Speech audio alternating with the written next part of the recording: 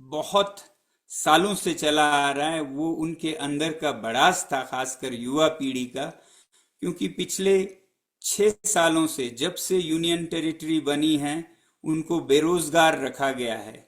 ना के बराबर रोजगार निकाले गए। और जो गेजेटेड रैंक के हैं वो तो जीरो, कोई जॉब नहीं निकाला गया।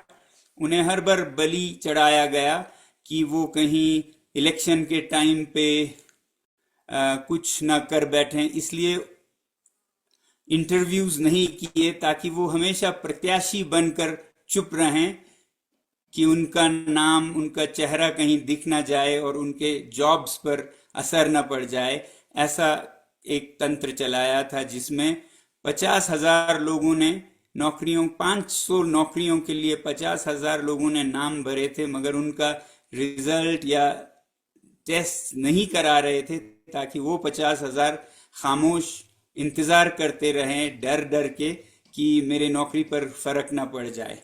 तो आज उन सब का वो गुस्सा निकल के आ गया और वो सड़क पे आ गए। दोस्तों, जरा सोचिए, हिमालय की ऊंचाई पर बर्फ से ढके पहाड़, ठंडी हवाएं और दूर दूर तक फैली खामोशी।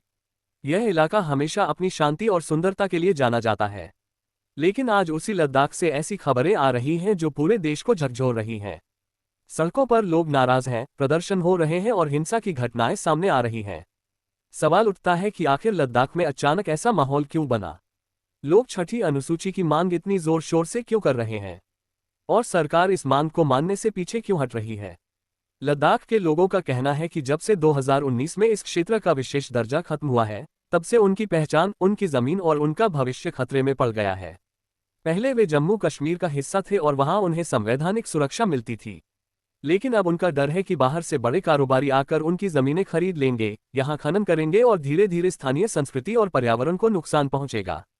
यही कारण है कि यहाँ के लोग चाहते हैं कि उन्हें संविधान की छठी अनुसूची में शामिल किया जाए। छठी अनुसूची का मतलब है कि उनकी जमीन, संसाधन और संस्कृति पर बाहरी ताकतों का सीधा अधिकार नहीं हो पाएगा। इसी मुद्दे को लेकर यहाँ बड़े आंदोलन खड़े हो गए हैं। हाल ही में लेह और दूसरे हिस्सों में लोग बड़ी संख्या में सड़कों पर उतरे। जगह जगह टकराव हुआ, कुछ जगह हिंसा भी हुई और दुख की बात है कि इसमें लोगों की जान तक चली गई। लद्दाख की सड़कों पर पहली बार इतना गुस्सा और निराशा दिखी। ये सिर्फ एक विरोध नहीं था, बल्कि पूरे क्षेत्र की बेचैनी का इजहार था। इस आंदोलन को और ताकत दी स्थानीय पर्यावरणविद और समाजसेवी सोनम वांगचुक ने। उन्होंने भूख हड़ताल शुरू की और लोगों से शांति बनाए रखते हुए अपनी आवाज बुलंद करने की अपील की। उनकी बातों से स्थानीय लोग और ज्यादा जुड़ गए, खासकर युवा वर्ग।